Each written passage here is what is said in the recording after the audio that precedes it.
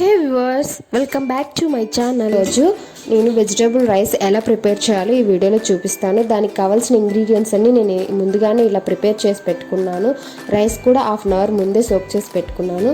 ఈ vegetable rice అనేది నేను రైస్ కుక్కర్లో చేస్తున్నాను. సో దానికోసం అయితే రైస్ కుక్కర్లో ఇప్పుడు 2 టేబుల్ స్పూన్ నెయ్యి యాడ్ చేసుకుంటున్నాను. అలాగే 2 టేబుల్ స్పూన్ నూనె కూడా యాడ్ చేసుకున్న తర్వాత దీంట్లో బిర్యానీ స్పైసెస్ అన్నీ ఒకదాని తర్వాత ఒకటి యాడ్ చేసుకోవాలి.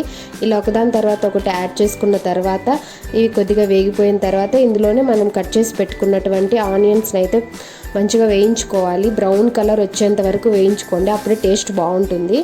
సో ఇప్పుడైతే మనం టమోటా యాడ్ చేస్తున్నాను. టమాటో కూడా కొద్దిగా మగ్గిపోయిన తర్వాత ఇందులో 2 పచ్చిమిర్చి చీలికలు కూడా యాడ్ చేసుకుంటున్నాను. దీని తర్వాత వెజిటేబుల్స్ అన్నీ ఒకదాని తర్వాత ఒకటి అన్నీ యాడ్ చేసుకొని కొద్దిగా వేగిపోయిన తర్వాత 1.5 టేబుల్ స్పూన్ అల్లం వెల్లుల్లి పేస్ట్ వేసి పచ్చివాసన పోయేంత వరకు వేయించుకోవాలి.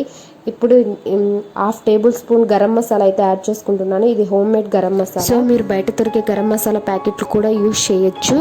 సో ఇక్కడ మీరు బిర్యానీ మసాలా ప్యాకెట్ చూస్తున్నారు కదా, అందులోంచి నేను 1 టేబుల్ స్పూన్ మసాలా అయితే యాడ్ చేశాను. సో ఇప్పుడు ఇందులో 2 టేబుల్ స్పూన్ పెరుగు అయితే యాడ్ చేసుకుంటున్నాను. తర్వాత ఇందులో వాటర్ యాడ్ చేసుకోవాలి.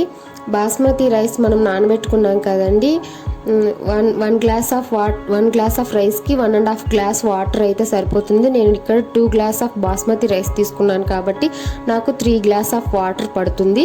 సో నేను 3 గ్లాస్ వాటర్ యాడ్ చేసుకున్న తర్వాత ఇందులోనే కొద్దిగా సాల్ట్ అలాగే పుదీనా కూడా యాడ్ చేసుకొని వాటర్ మరుగుతున్నప్పుడు రైస్ యాడ్ చేసుకోవాలి. అంతే, దాని తర్వాత మంచిగా ఉడికిపోతుంది. రైస్ కుక్కర్లో కాబట్టి ఆటోమేటిక్గా ఆఫ్ అయిపోతుంది.